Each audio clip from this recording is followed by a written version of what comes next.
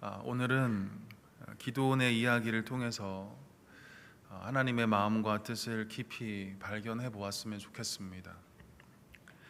당시 이스라엘은 미디안이라는 나라에 압제를 당하고 있었습니다. 미디안이 이스라엘을 얼마나 못살게 굴었던지 추수할 때가 되면 모든 곡식을 빼앗아 가버리고 또 모든 가축과 짐승들도 모조리 가져가 버렸습니다.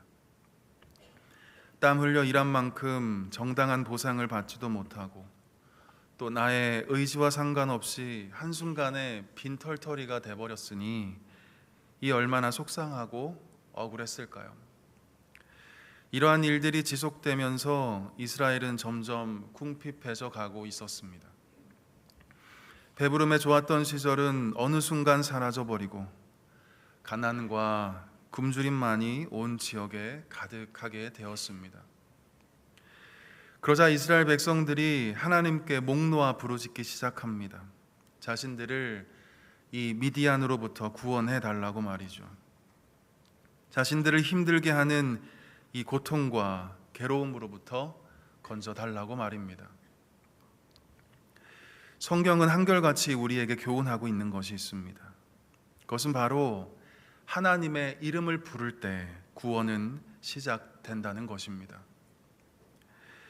이스라엘 백성들이 애굽에서 종노릇하며 고된 노동으로 고통 중에 있었을 때 하나님을 부르짖기 시작했습니다.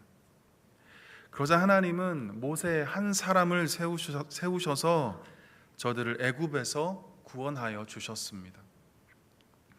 사무엘과 이스라엘 백성들이 미스바에 모여서 여호와 하나님께 부르짖기 시작했을 때 하나님이 큰 우레를 바라셔서 이스라엘을 괴롭게 하는 블레셋으로부터 구원하여 주셨습니다. 나병 환자들, 앞을 보지 못하는 이들이 소리를 높여서 다윗의 자손이여 우리를 불쌍히 여기소서라고 부르짖을 때 우리 예수님이 저들의 질병을 깨끗하게 고쳐 주셨습니다. 이처럼 구원은 나의 무능력을 깨닫고 전능하신 하나님의 도우심을 구할 때 시작됩니다. 나의 작음을 알고 하나님의 크심을 인정할 때, 나의 힘으로는 도저히 이 문제를 해결할 수 없다는 사실을 인정하고 겸손히 하나님의 이름을 부를 때 구원은 시작됩니다. 이 사실을 잘 알고 있었던 것일까? 이스라엘 백성들이 하나님을 향하여 소리 높여 부르짖습니다. 나의 힘으로는 지금의 이 사태를 해결할 수 없사오니 주여 우리를 괴롭게 하는 이 미디안으로부터 구원하여 주옵소서. 나의 이 지독한 삶의 문제 가운데 하나님께서 개입하여 달라고 지금 간절히 도움을 구하고 있었습니다. 그러자 하나님이 일하기 시작합니다. 한 지도자를 세워주시죠. 우리가 잘 아는 사람 바로 기드온을 이스라엘의 사사로 세우십니다. 그런데 참 이상하게도 하나님이 보는 관점과 인간이 보는 관점은 참 다른 것 같습니다. 지도자로 세움받은 사람이라면 이 겉모습은 위풍당당해 보이고 그렇지 않다 할지라도 이 지혜와 또 다른 사람을 이끌어갈 만한 그런 매력적인 리더십을 겸비하고 있어야 할 것 같은데 기드온은 전혀 그렇지 않았습니다. 그는 다른 사사들에 비해서 겁이 많고 두려움이 많은 사람이었습니다. 미디안 사람들에게 들킬까 봐 두려워서 숨어서 밀을 타작할 정도로 이 큰 배포와 담력은 전혀 기대할 수 없는 사람이었습니다.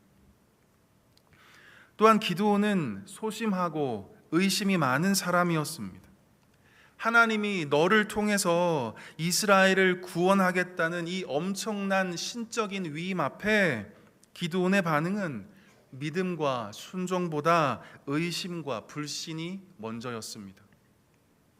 이 의심이 많은 기드온이 하나님께 표징을 구하자 하나님이 기드온에게 확실한 증거를 보여주셨습니다. 고기와 무교병을 이 바위에서 나오는 불로 불살라 주셨던 겁니다. 아직도 확신이 없었던 이 기드온은 또다시 하나님께 표징을 구합니다. 그러자 하나님이 이 양털에만 촉촉한 이슬로 가득하게 하시고 그 주변 땅은 단 한 방울의 물도 용납하지 않는 이적으로 확실한 증거를 보여주셨습니다. 이 정도면 될 것 같은데 기드온은 재차 하나님께 표징을 구합니다. 우리 하나님이 불같이 화를 낼 법도 하지만 하나님은 또다시 기드온에게 네가 정말 이스라엘을 구원할 사사가 맞다는 확실한 증거를 보여주십니다. 양털은 물 한 방울 없이 마르게 하시고 그 주변의 메마른 땅은 이슬로 가득하게 하셨던 것입니다. 그제서야 기드온이 하나님의 부르심의 확신을 가지고 사사로서의 역할을 감당하기 시작하였습니다. 겁 많고 의심이 많은 기드온, 우리와 참 닮아 보이지 않습니까? 그런데 중요한 사실은 하나님은 이런 연약한 사람들을 사용한다는 말씀입니다. 두려움이 많은 사람도, 소심해서 늘 상처를 안고 살아가는 사람들도, 떨어지는 잎사귀에도 소스라치게 놀라는 그 겁 많은 사람들도, 늘 하나님의 부르심에 즉각적인 순종으로 반응하지 못하는 사람들도 하나님은 기드온 못지않게 사용하신다는 겁니다. 그러므로 우리가 할 수 있는 유일한 신앙적 태도는 나에게 있는 연약함에 계속해서 초점을 맞추는 것이 아닙니다.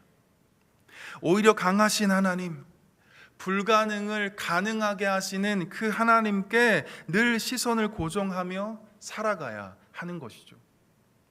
나의 부족한 실력과 나의 약한 체력과 게으르고 나태한 나의 연약함에 집중하는 것이 아니라 그것을 이길 수 있도록 도와주시고 힘주시는 하나님께 우리의 시선을 전환시키라는 말씀입니다. 그리할 때 나의 약함은 약점이 아니라 하나님의 강함이 드러나는 복의 통로가 될 수 있는 것입니다. 이제 기드온은 사사로서 분명한 목표와 사명을 가지게 되었고, 이 하나님께서 붙여준 300명의 용사들과 함께 이제 적진으로 뛰어들어갈 준비를 다 마쳤습니다. 한 손에는 나팔을 들고 또 한 손에는 횃불을 감춘 이 항아리를 들고 말이죠. 근데 그들이 상대해야 할 미디안 군사들은 13만 5천의 대군이었습니다.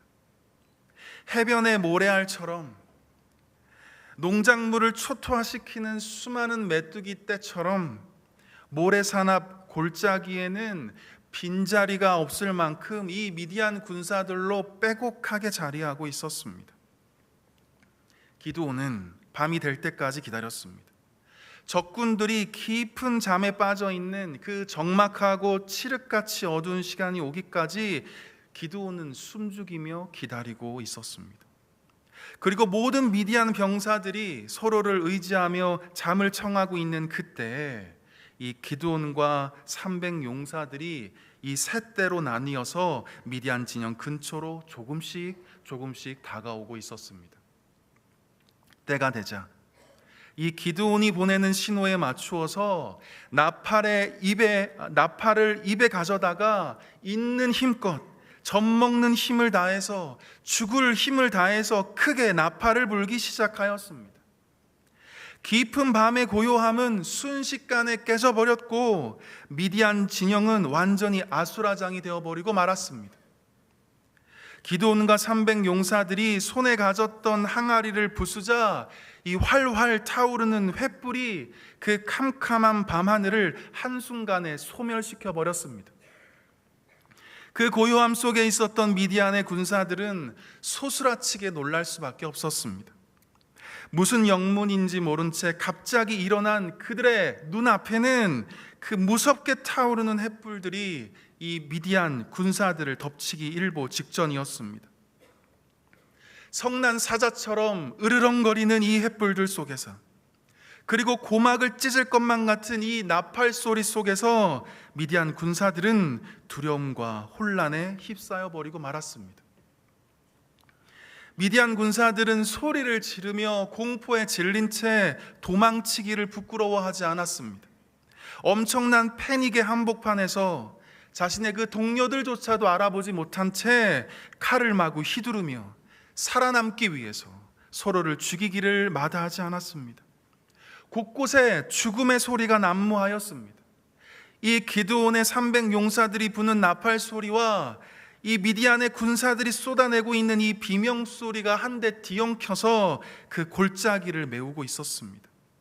시간이 얼마나 흘렀을까? 미디안 군사 13만 5천 명 중에 무려 12만 명이 엎드려지고 말았습니다. 그 평안했던 모래산 앞 골짜기에는 사체 더미들로 가득하게 되었습니다. 그런데 이 미디안의 두 왕인 세바와 살문나가 아직 살아 있었습니다. 15,000명의 군사를 이끌고 도망치고 있었던 겁니다. 기드온과 300 용사들은 그 도망치는 자들을 그대로 두고만 볼 수 없었습니다. 세바와 살문나를 살려보내면 저들이 언제 또다시 이스라엘로 쳐들어올지 몰랐기 때문입니다. 엄청난 전쟁으로 인해서 기드온은 기진맥진하였지만 쉴 수가 없었습니다. 타는 목마름과 이 줄임배를 부여잡고 이 기드온과 300 용사들은 이 도망치는 자들을 잡기 위해서 추격하기 시작하였습니다. 뛰고 또 뛰고 또 계속되는 추격 속에서 드디어 요단강까지 건너게 되었습니다. 추격하는 그 시간이 그 밤 하루였는지 아니면 몇 날 며칠이었는지 성경은 우리에게 상세히 알려주고 있지는 않지만 우리가 알 수 있는 단 하나는 이 기드온과 300 용사들은 지금 엄청난 피곤함 속에 있었다는 사실입니다.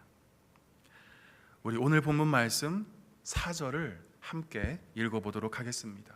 4절 말씀입니다. 시작. 기드온과 그와 함께한 자 300명이 요단강에 이르러 건너고 비록 피곤하나 추격하며. 이 기드온과 300 용사들이 피곤하였다고 말씀합니다. 그 거룩한 하나님의 전쟁에 참여한 자들도 피곤하였다는 겁니다. 하나님이 특별히 세우실 정도면 뭔가 지치지 않는 초인적인 힘이 나올 것 같은데 기드온도 이 평범한 인간과 다르지 않다는 것을 말씀해 주고 있는 장면입니다. 이스라엘 민족이 애굽을 탈출해서 광야 생활을 하고 있었을 때 아말렉과 싸우는 장면이 이 출애굽기 17장에 기록되어 있습니다. 모세가 손을 들면 이스라엘이 이기고 모세가 손을 내리면 아말렉이 이기는 형국이었습니다. 성경은 이 손을 올렸다 내렸다 하는 이 모세를 표현하기를 모세의 팔이 피곤하매라고 말씀합니다. 그 엄청난 리더십을 가진 모세도 이 팔이 아파서 계속 손을 들 수 없는 연약한 한 인간에 불과하다는 것을 우리에게 알려주고 있는 대목입니다. 주는 그리스도시요 살아계신 하나님의 아들이라고 고백한 베드로, 예수님께서 너와 같은 그 믿음 위에 교회를 세우시겠다고 말씀할 정도로 예수님의 그 총애를 받았던 베드로도 늘 피곤함 가운데 살았던 인물이었습니다. 예수님이 이제 십자가에 못 박히시기 전에 우리 주님이 베드로 그리고 야고보 요한을 데리고 겟세마네 언덕에 올라가게 되었습니다. 예수님이 베드로에게 내 마음이 매우 고민하여 죽게 되었으니 너희는 여기 머물러 나와 함께 깨어 있으라, 이렇게 부탁의 말씀을 하셨습니다. 그런데 그 다급하고 위중한 상황 속에서도 베드로는 그 무거운 눈꺼풀을 이기지 못하고 있었습니다. 다시 한번 예수님이 말씀하시죠. 시험에 들지 않게 깨어 있어 기도하라 라고 말합니다. 얼마나 지났을까? 예수님이 한참을 기도하고 난 후에 제자들에게 오니 또다시 베드로는 졸고 있었습니다. 성경은 기록하기를 그들의 눈이 피곤하였다고 말씀합니다. 이처럼 아무리 하나님이 세우신 위대한 성경의 인물도 우리와 다르지 않다는 것을 성경은 우리에게 보여주고 있는 것입니다. 지치고 피곤하고 모세는 한동안 어깨가 많이 아팠을 것 같습니다. 성경에서 이 잠자는 모습이 많이 묘사된 베드로는 아마 만성 피로에 시달리고 있었는지 모르겠습니다. 그런데 오늘 본문을 다시 한번 보시면 피곤했지만 추격을 멈추지 않았다고 말씀하고 있습니다. 너무 피곤해서 잠시 주저앉고 싶고 잠시 포기하고 싶은데 그러지 않았다는 것입니다. 그 비결이 무엇이었을까? 왜 그들은 그 지치고 피곤한 상황을 견디고 이길 수 있었던 것일까? 함께하는 동역자가 있었기 때문입니다. 300의 용사들이 있었기 때문에 기드온이 포기하고 싶어도 견딜 수 있었고, 300의 용사들은 내 옆에 있는 전우들과 기드온이 있었기 때문에 잠시 쉬고 싶은 상황에서도 계속하여 추격할 수 있었던 것입니다. 우리가 너무나 잘 알고 있는 다윗이 사울을 피해서 도망 다니고 있었을 때 정말 도간에 든 쥐처럼 이러지도 저러지도 못하는 그 사면초가에 놓인 적이 있었습니다. 살아남기가 매우 불가능한 정말 위태로운 상태였습니다. 아마 많이 지치고 피곤했던 다윗이었기에 이제 포기하고 싶은 마음이 굴뚝 같았을 것입니다. 그런데 그때 다윗에게 누군가 찾아오지요. 요나단이었습니다. 이제 죽음을 기다리고 있는 다윗에게 도망자의 신세로 지치고 이 피곤한 몸을 이젠 끝내버리고 싶은 다윗에게 하나님이 요나단을 보내주셨습니다. 요나단이 다윗을 찾아와서 어떻게 했을까요? 성경은 말하기를 요나단이 다윗에게 하나님을 힘있게 의지하게 하였다고 증거해 주고 있습니다. 다윗이 한낱 그 인간 요나단을 의지하게 한 것이 아니라 다윗이 더욱 하나님을 의지할 수 있도록 요나단이 다윗을 위로해 주고 격려해 주었다는 말씀입니다. 지치고 피곤한 다윗을 더 힘들게 해서 주저앉아 버리게 만든 것이 아니라 하나님을 더욱 의지하게 해서 다시 일어날 수 있도록, 다시 힘을 낼 수 있도록 도와주었다는 말씀입니다. 아마 모르긴 몰라도 기드온은 이 피곤한 300 용사들을 향하여 하나님을 더욱 의지하도록 계속해서 독려하고 응원했는지 모르겠습니다. 기드온 옆에 있었던 이 300 용사들도 서로 격려하며 도와주면서 서로에게 힘이 되어 주었을 것입니다. 요즘 파리올림픽 보시느라 많이 피곤하시죠? 여러 종목들이 있지만 저는 그 중에 펜싱 경기가 가장 기억에 남는 종목이었습니다. 이 남자 사브르 단체 경기에서 이 가장 고참인 35살 구봉길 선수가 부진하자 가장 막내인 25살 도경동 선수가 라커룸에서 이렇게 말을 했다고 합니다. 아니, 왜 형은 자신이 그렇게 없어? 지더라도 자신 있게 해야지. 안 되면 제가 언제든 뒤에서 나갈 테니까 자신 있게 뛰어요, 자신 있게. 알겠죠? 이 어린 선수의 말에 10살이나 많은 이 최고참 선수가 버릇없다고 화낼 수도 있었을 텐데, 혼낼 수도 있었을 텐데 그러지 않았습니다. 오히려 그 어린 선수의 격려의 말에 이 구봉길 선수가 한다는 말이, 그래, 내가 약해져 있었어. 맞아. 내가 좀 더 자신 있게 한번 해볼게. 내가 진짜 다시 한번 해볼게. 단체전 금메달을 따고 이 구봉길 선수는 이렇게 소감을 전했다고 합니다. 동료들이 가장 큰 힘이 되었습니다. 내 뒤에 동료들이 있다는 생각만 하면서 경기에 임했습니다.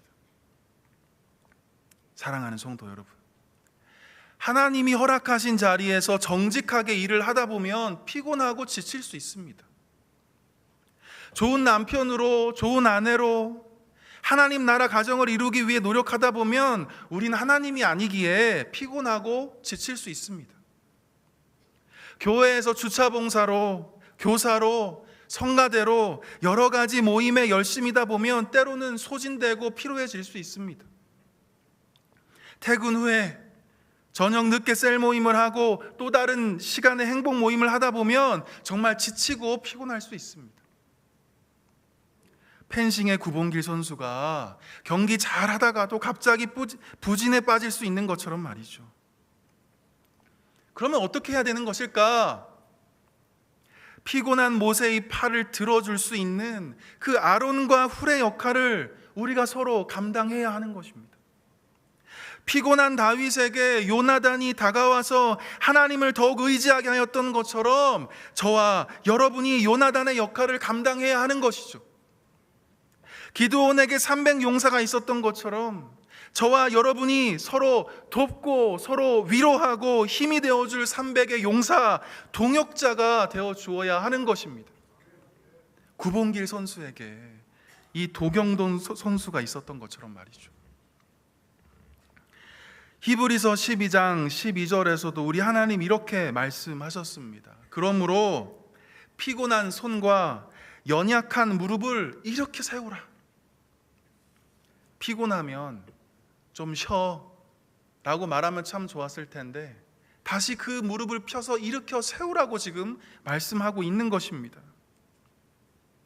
왜냐하면 그 이유를 히브리서 12장 1절이 이렇게 증거해 주고 있습니다. 우리 같이 한번 읽어볼까요? 시작. 이러므로 우리에게 구름같이 둘러싼 허다한 증인들이 있으니 모든 무거운 것과 얽매이기 쉬운 죄를 벗어버리고 인내로써 우리 앞에 당한 경주를 하며. 아멘. 육상 선수들이 경기 중에 잘 달리다가 발을 다치거나 또는 넘어지거나 그래서 부상을 입게 되면 달리기를 멈추는 것처럼 믿음의 경주를 하다가도 우리가 생각지도 못한 고난을 만나게 되면 또 여러 가지 문제로 피곤하고 지치는 상황이 오게 되면 중도에 포기하고 싶은 마음이 든다는 거예요. 그런데 이 믿음의 경주를 절대 포기하지 말라고, 멈추지 말라고 하나님은 우리에게 지금 말씀해 주고 있는 것입니다. 왜냐하면 이 구름같이 둘러싼 허다한 증인들이 우리를 응원해 주고 있기 때문이라는 것입니다. 우리보다 먼저 믿음의 경주를 다 마친 믿음의 선배들이, 특히 오늘 본문에 나와 있는 기드온과 300용사들이, 모세와 아론과 훌이, 베드로와 사도 바울이 저 경기장에 앉아서 피곤하고 지친 우리를 위해서 끊임없이 응원해주고 있기에, 목소리 높여서 파이팅을 외치고 있기에 주저앉지 말고 멈추지 말고 무릎을 곧게 펴서 다시 이 믿음의 여정을 달려갈 것을 우리에게 권면해주고 있는 것입니다. 그러므로 우리 모두는 서로에게 힘이 되어줄 수 있어야 합니다. 서로에게 용기를 북돋아주고 응원해주고 격려가 되는 사이가 되어야 합니다. 더욱 바라는 것은 여러 가지 삶의 문제로 피곤하고 지친 이들이 더욱 예수님을 의지할 수 있도록, 믿음의 주요 또 온전케 하시는 예수님을 더욱 바라볼 수 있도록 도와주는 우리 모두가 되어야 하는 것입니다. 우리 그런 의미에서 우리 옆에 있는 분들에게 이렇게 한번 격려해 보았으면 좋겠습니다. 피곤하시죠? 힘내십시오. 하나님이 함께 하십니다.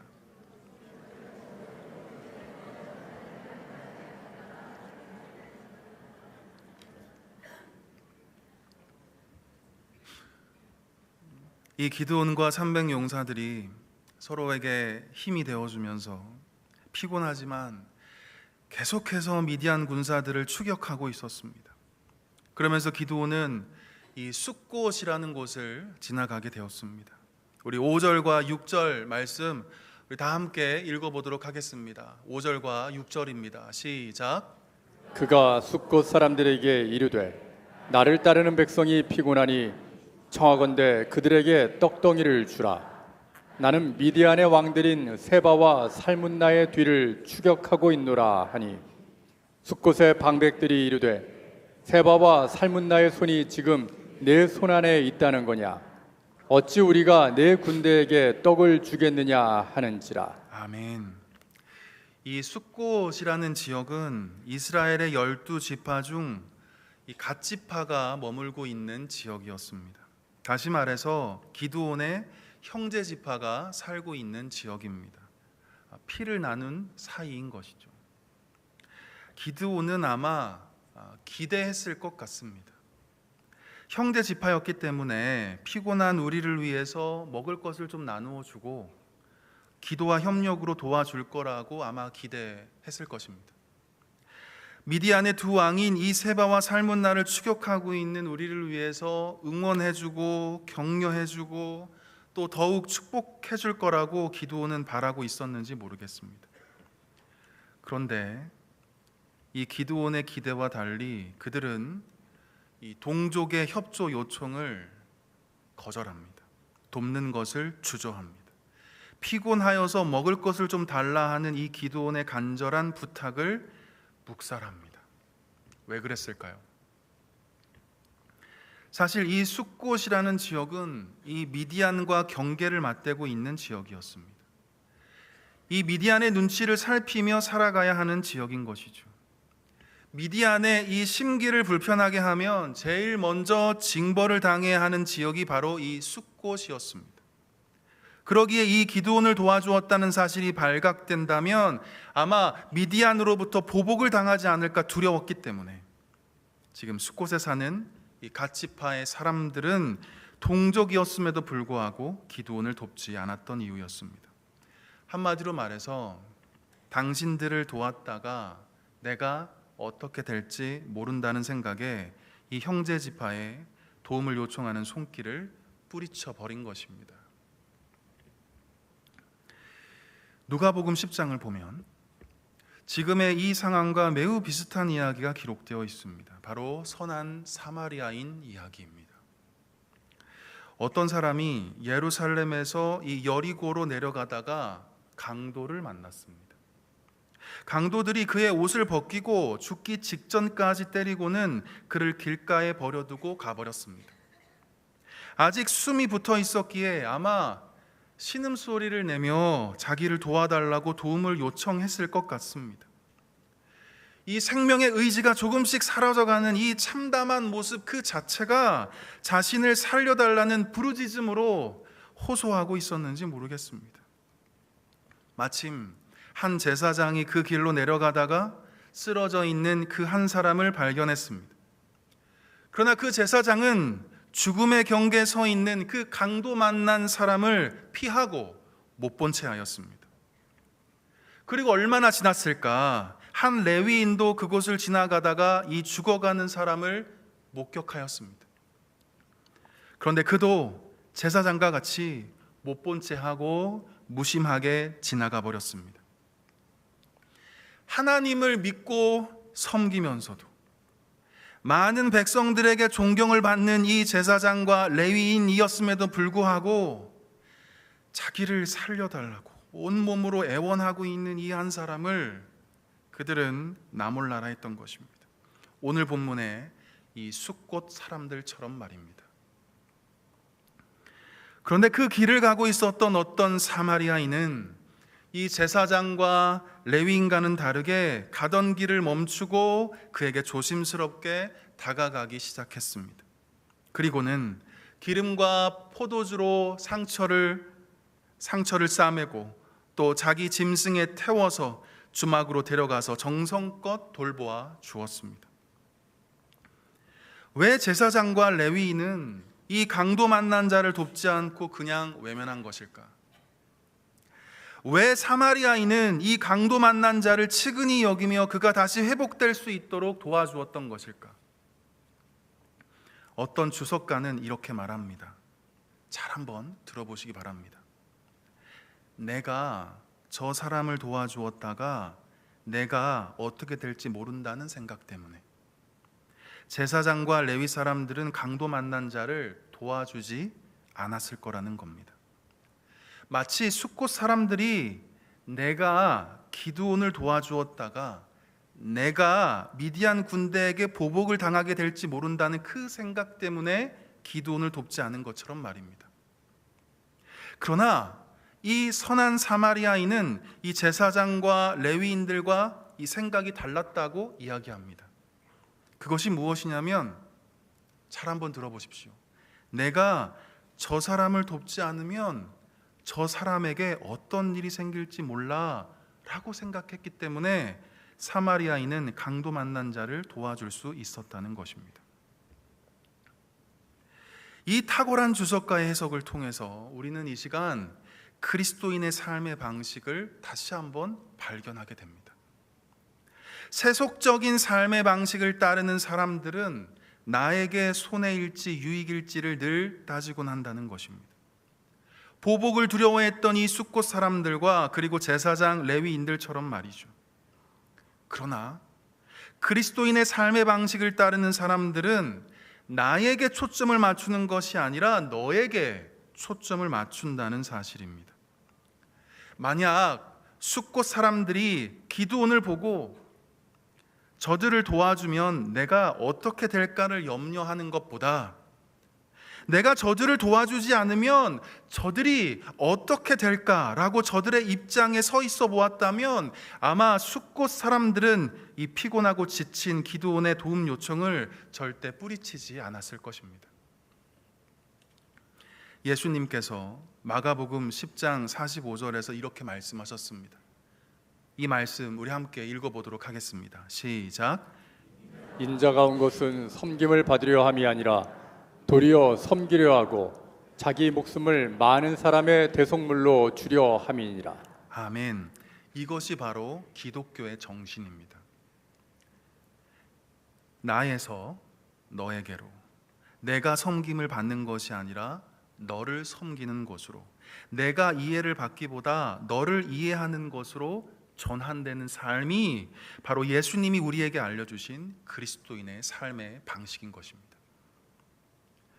우리는 지금까지 복음을 전할 때도 내가 저 사람에게 복음을 전하면 내가 손해볼지 몰라, 관계가 깨질지 몰라, 불편해질지 몰라 하며 끊임없이 자신에게 초점을 맞추는 매우 세속적인 방식의 사고를 하고 있었는지 모르겠습니다. 그러나 그리스도인의 삶의 방식을 따르는 이들은 너에게 초점을 맞추는 것입니다. 내가 저 사람에게 복음을 전하지 않으면 저 사람의 삶은 비참해질지 몰라, 늘 괴롭고 힘들지 몰라, 늘 고달픈 인생으로 반복될지 몰라 하며 너에게 초점을 맞출 때 우리는 긍휼의 마음으로 복음을 전할 수 있는 것입니다. 디모데후서 3장을 보면 말세에 어떤 현상이 나타나는지 이렇게 기록하고 있습니다. 우리 디모데후서 3장 2절부터 4절까지의 말씀을 우리 한 목소리로 읽어보도록 하겠습니다. 시작. 사람들이 자기를 사랑하며 돈을 사랑하며 자랑하며 교만하며 비방하며 부모를 거역하며 감사하지 아니하며 거룩하지 아니하며 무정하며 원통함을 풀지 아니하며 모함하며 절제하지 못하며 사나우며 선한 것을 좋아하지 아니하며 배신하며 조급하며 자만하며 쾌락을 사랑하기를 하나님 사랑하는 것보다 더하며. 아멘. 지금 모든 이 열거된 이 모든 악의 뿌리가 자기를 사랑한 데서 온다는 것을 지금 말씀해 주고 있습니다. 오직 나에게만 초점을 맞추며 살아가는 그 죄악이 여러 악의 현상으로 나타나게 된다는 말씀입니다. 사랑하는 성도 여러분, 그리스도인의 삶의 방식은 이 숫곳 사람들과 같이 나에게 초점을 맞추는 사람이 결코 아닙니다. 나에게 유익이 되면 도와주고 나에게 손해가 되면 발을 빼는 행동은 세속적인 삶의 방식을 추구하는 이 세상 사람들이나 하는 어리석은 행동인 것입니다. 너에게 유익이 되면 기꺼이 손해를 감수하는 것, 너에게 손해가 된다면 아무리 나에게 유익이 되어도 가감하게 포기를 결단하는 것, 너를 살릴 수만 있다면, 너를 회복될 수만 있다면 기쁨으로 희생할 수 있는 그 용기를 드러내는 것, 이것이 바로 우리 예수님이 걸어갔던 길이고 우리가 추구해야 할 그리스도인의 삶의 방식인 것입니다. 바라기는 저와 여러분 모두가 늘 나에게 초점 맞추는 이기적인 삶에서 이제는 너에게 초점을 맞추는 삶으로 전환되어져 갈 수 있기를 바랍니다. 그러한 삶에 하나님께서 복 주시기를 주님의 이름으로 간절히 축복합니다. 우리 마지막으로 8절과 9절 말씀을 함께 읽어보도록 하겠습니다. 8절과 9절 말씀입니다. 시작.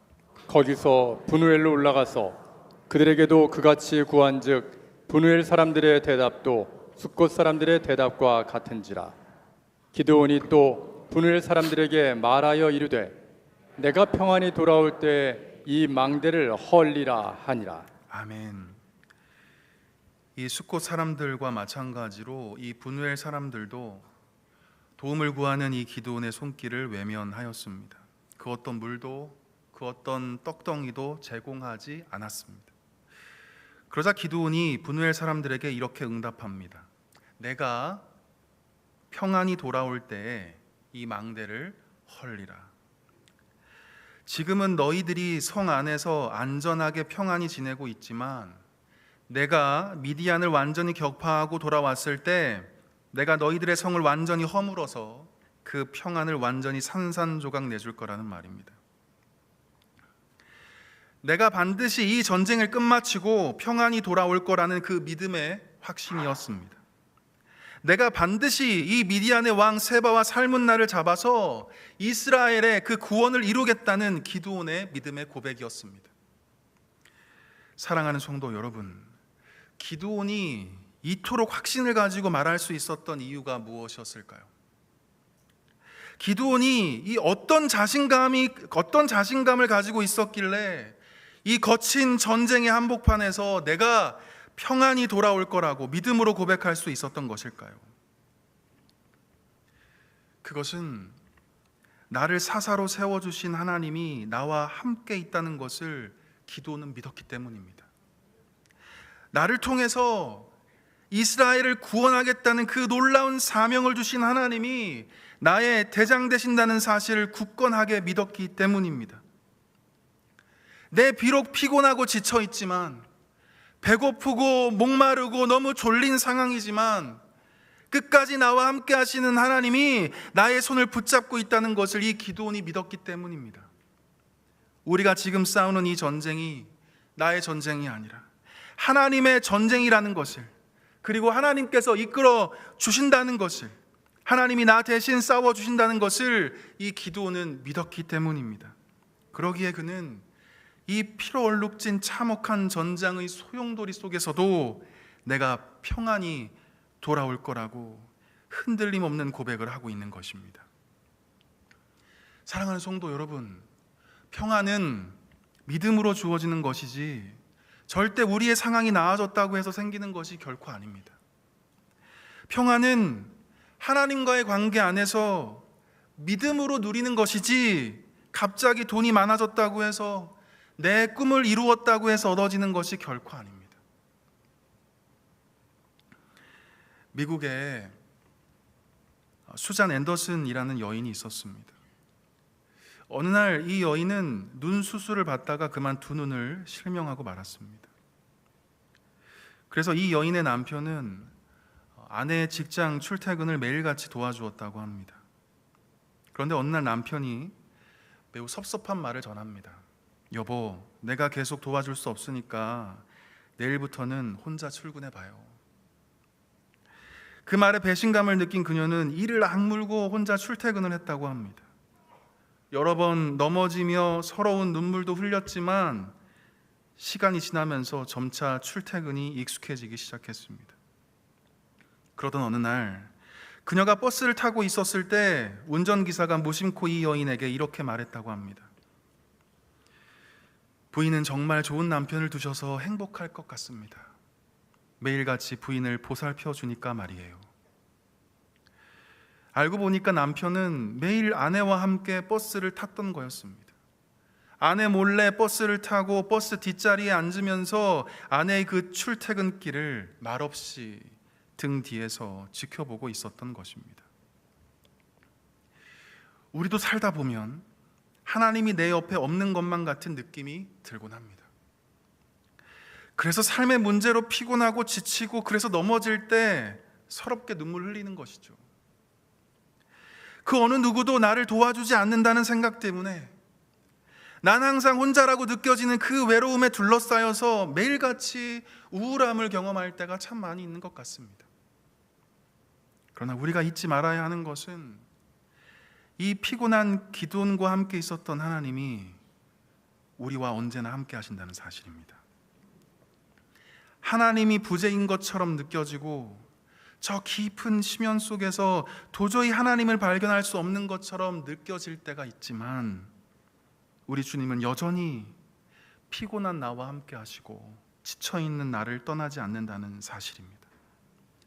이 믿음이 있을 때 우리는 어떤 상황에서도 평안을 누릴 수 있는 것입니다. 초막에 살아도 궁궐에 살아도 기드온처럼 피곤하고 지친 상황에서도 평안을 선포하며 살아갈 수 있는 것입니다. 이 믿음으로 한 주간 영적 전쟁의 한복판에서 승리할 수 있기를 주님의 이름으로 간절히 축원합니다. 기도하겠습니다. 거룩하신 하나님 아버지, 오늘 우리에게 귀한 말씀 주셔서 감사합니다. 때로는 피곤하고 지쳐서 모든 것을 놓아버리고 싶은 연약한 마음이 들 때가 있지만 늘 나와 함께 하시는 하나님을 굳게 의지함으로 그까지 이 믿음의 경주를 완주하게 하여 주옵소서.